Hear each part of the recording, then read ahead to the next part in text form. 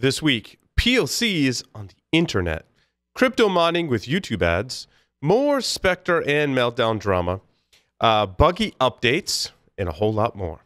Jason Wood from Paladin Security joins us for expert commentary on fitness trackers and military bases and how they don't go hand in hand. So stay tuned for this episode of Hack Naked News.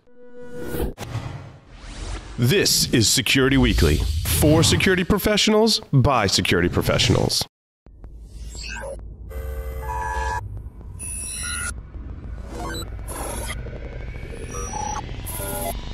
Broadcasting live from G-Unit Studios in Rhode Island, it's the show that brings you the security news each week. And despite popular belief, we do wear pants. It's Hack Naked News. Most of the organizations I work with, they have released. Yes, you read it. Actually do the original Linux kernel security. Linux. So I hope everybody has their resistance built up. Brought to you by, do you have a website, an external presence, employees, an office? Any of these things can be compromised and attacked. How are you defending these assets? Have you penetration tested these public assets? Start 2018 by taking a proactive approach to securing your vulnerable areas. Black Hills Information Security has been helping companies find their weaknesses since 2008. Email consulting@blackhillsinfosec.com and see how they can help you sleep better at night. Welcome everyone to this episode of Hack Naked News. This is episode 159 for January 30th, 2018. So you should start your 2018 and contact our fine friends at Black Hills Information Security. I am, in fact, wearing pants and stuff, and shoes, or slippers, rather. We're coming to you live from G-Unit Studios in a snowy Rhode Island. First, a quick announcement. Check out our on-demand programming. That's right. You can get our webcasts on demand at securityweekly.com/on-demand. You can find a webcast with John Strand and myself talking about the state of penetration testing. Make sure you go to securityweekly.com/on-demand and check that out. And now, the security news. Vulnerable industrial control systems directly connected to the internet? Sure, why not? The ICS CERT recently updated a report on Siemens PLCs. A researcher from Beijing working with Acorn Network Technology even, has identified a password leak and denial of service vulnerability in Siemens S7300 and S7400 programmable logic controllers, or PLCs. Siemens has released a security advisory, SSA 731239, with advice to mitigate these vulnerabilities. Ars Technica has reported on the story and told us that several hundred or more of potentially vulnerable PLCs are directly connected to the internet and accessible. Ruh-roh. Crypto jackers slip in coin hive mining code into YouTube ads. The hijacking of CPU cycles through crypto mining JavaScript code has surged over the past few days, according to security firm Trend Micro. The reason appears to be a distributed campaign that piggybacks on Google's DoubleClick ads that appear on YouTube and other sites. Google's working to play whack-a-mole with this problem, as they always have on multiple fronts with their YouTube property. The campaign is mining Monero, a cryptocurrency favored by online criminals and others because of its privacy features. And we get a warning to stop dilly-dallying, block all those ads on YouTube. Graham Cooley has weighed in and warns us of the dangers of not blocking ads with respects to this last story. He says, but because Google, one of the world's largest advertising companies with its own considerable security prowess, seems to be incapable of guaranteeing a stream of safe ads. What hope for other advertising networks if Google can't get it right? Couldn't agree more, Graham. Windows releases an emergency patch for Microsoft's new update to kill off Intel's Spectre fix. So this is like a patch to remove a patch that makes it more stable but less secure. I can't even keep it straight. The Spectre and Meltdown saga is continuing. Microsoft released an emergency patch for via Windows Update to disable Intel's troublesome microcode fix for Spectre's Variant 2 attack. Not only was Intel's fix for Spectre attack causing reboots and stability issues, but Microsoft found it resulted in a worse scenario of data loss or corruption in some circumstances. Again, we still don't know what's better, applying the patch or not in this case. I tell you what, you should apply this next patch, as hard-coded passwords are letting attackers bypass Lenovo's fingerprint scanner, but it's even worse than that headline speaks of.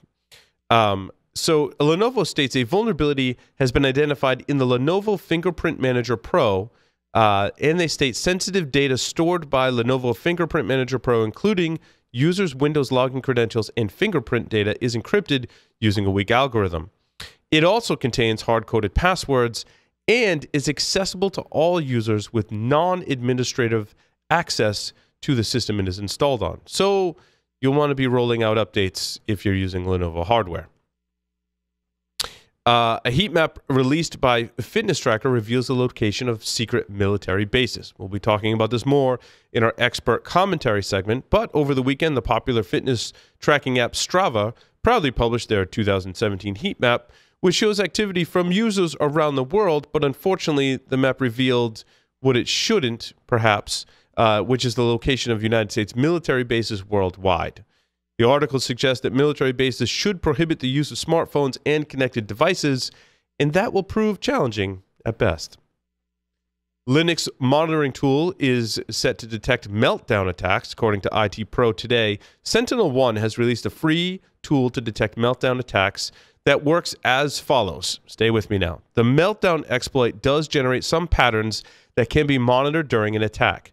The Blacksmith monitoring tool, which is their open source tool, utilizes Linux built-in perf events tool to leverage performance counting feature on modern chipsets to monitor processes for malicious caching behavior.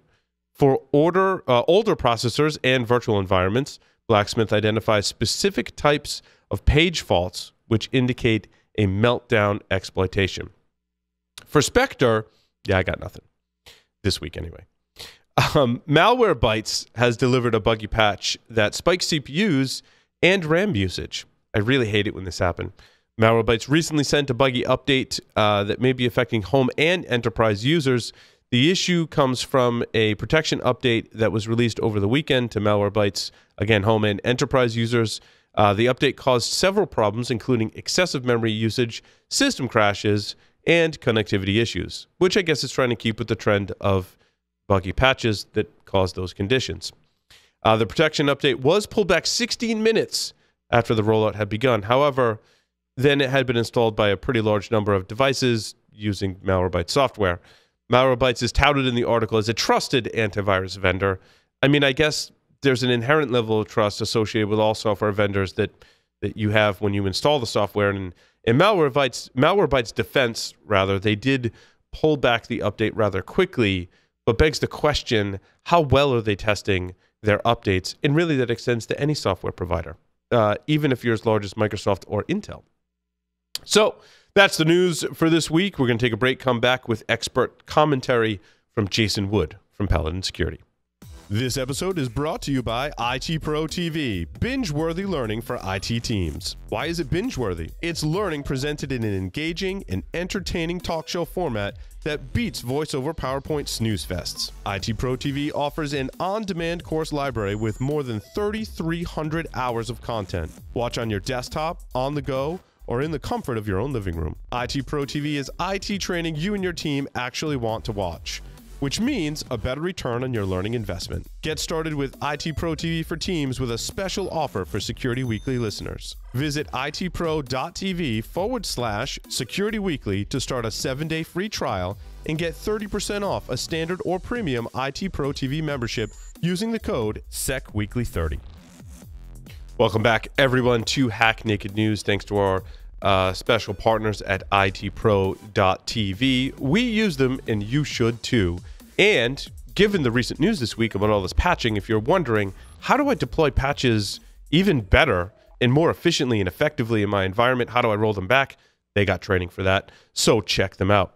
Now, with me today is Jason Wood from Paladin Security. Jason, welcome to the show today. I'm told you want to talk about figuring out where the military bases are by the United States of America. It's kind of interesting. Well, and not just the United States of America, as it turns out. Yeah, Paul, as you alluded to already, talking about Strava having their heat map getting released. and some impacts that came out of that that I'm sure were not really expected. So I'm sure a number of the listeners are familiar with these devices and applications. You know, we've got Fitbits and Garmin watches, Apple watches now, even Runkeeper and Strava are a couple of applications that I'm familiar with that allow you to track your workouts. You know, you turn it on, go out for your run or your ride or whatever it is. It gives you information as you're doing your run, for example, telling you how you're doing, your pace, where you're at, as far as distances and whatnot. And you get back, and then you can analyze that information and see how you're performing. Are you improving or getting worse? It's kind of fabulous, right? The problem is when you get things like a heat map being released that starts revealing things like potentially secret military locations and things like patrol activity, which is a little bit of an oops. Now, Strava is as Paul said, is the organization in particular that made the news this week with this heat map, and my newsfeed was filled with posts and articles about this. And I do some fitness running and whatnot, and so I was kind of interested in it. So I started looking at it, and you know, it's kind of cool. You basically, they have this map. It looks like Google Maps essentially, and you get out there, start looking in your neighborhood or whatnot, and you can see routes that are heavily in use. The more heavily in use it is, the brighter it basically shines on the map. Folks, Strava released this because they thought it might find their users might find it motivating to help them get out there and see, you know, could be doing this too. And it also has a little bit of a social network component to it, to where you can connect with people and share your performance with friends and vice versa. My brother-in-law and I do some of that. But if you are a soldier or a Marine or somebody like that who is trying to keep up with your fitness while out on a deployment, you might run into some problems. So, for example, you might be in a location that it isn't really publicly known that the military is hanging out at very much. There were some tweets, so I've got a link to in the show notes, a series of tweets that show some activities that, you know, could be a base at an abandoned airfield in Somalia, or potentially even patrol activity by the Turkish army, where they're actually checking out an area. Now, that sounds terrible, but you know, you do have to keep in mind this data inside this heat map is months old. So this is not like real-time monitoring, watching this heat map to catch the latest patrol or something like that. But there are some things that in the reading that I did that I thought was interesting. One, apparently disabling all of these tracking features in certain situations is about as intuitive as setting up your Facebook privacy settings and locking things down there. You think you've got it locked down, but if you dig in a little bit deeper, there are a few more settings that you need to turn off to hide or turn off this tracking information. It also had some issues with, apparently the data is not being sufficiently anonymized. So one of the things you get into is this, again, the social network aspect of it. Who are the top runners in this particular area? And apparently you can query some of this data and start to get back things like people's names, as well as their performance and whatnot. Now, if you are working in the intelligence community and out deployed somewhere, and you are wearing your feeding data into this system, you might find your name getting outed in this case, and that could have an impact on your career, because if you're doing covert type of stuff, they don't like your name turning up. So potentially some career impact there. Now, some of the hype around this, I think, is a bit overblown.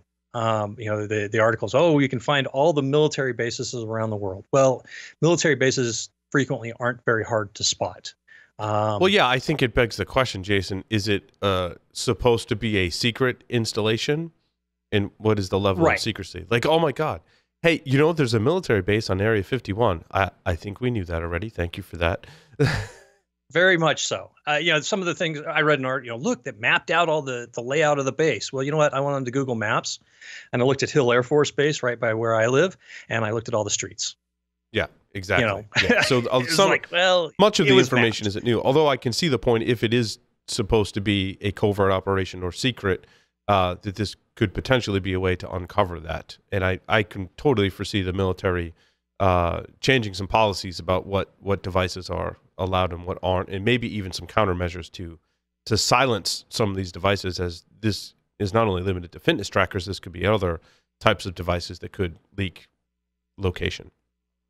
Absolutely. These fitness trackers are a great example of why we like to, where we track our location and stuff like that. But there are plenty of other applications that we see out there in different spaces that do similar type of things, where we check in at places or whatnot. So you start giving up some of that information.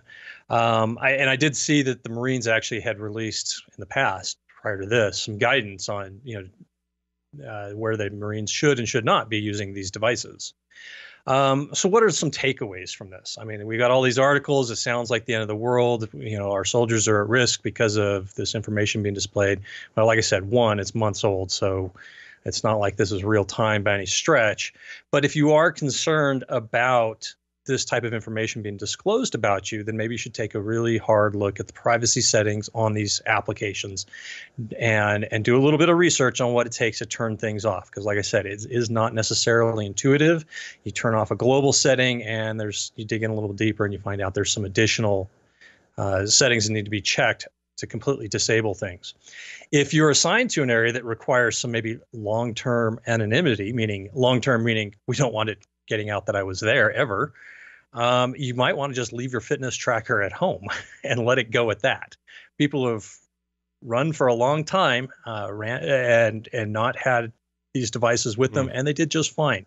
So, yeah, it's convenient, but, hey, this is about trade-offs and stuff. If you got something that's more sensitive, maybe it's better to leave that at home.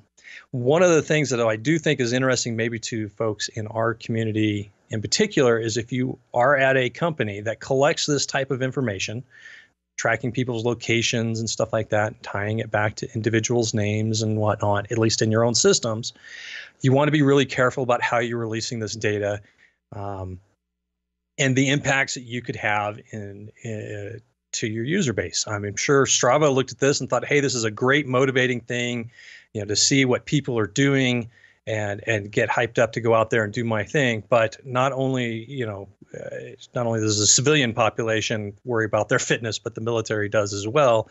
And, this had an unintended side effect where all of a sudden some very expensive devices are popping up in Somalia, on a regular track, through an area that nobody really should be at, or it wouldn't be expected. So, think about that a little bit. Look at your, maybe some of this data should be masked to specific areas, and not areas of high concentrations of users rather than everywhere at once. I don't know. Just some ideas, but think through some of these as unintended consequences. Yeah, and I don't think they foresaw or maybe didn't consider the unintended consequences, and here we are today, and hopefully that military is able to, with policy and potentially technology, to limit this type of data leakage in the future. So, Jason, thank you very much for appearing on this episode of Hack Naked News. Thank you, everyone, for listening and watching. See you next time.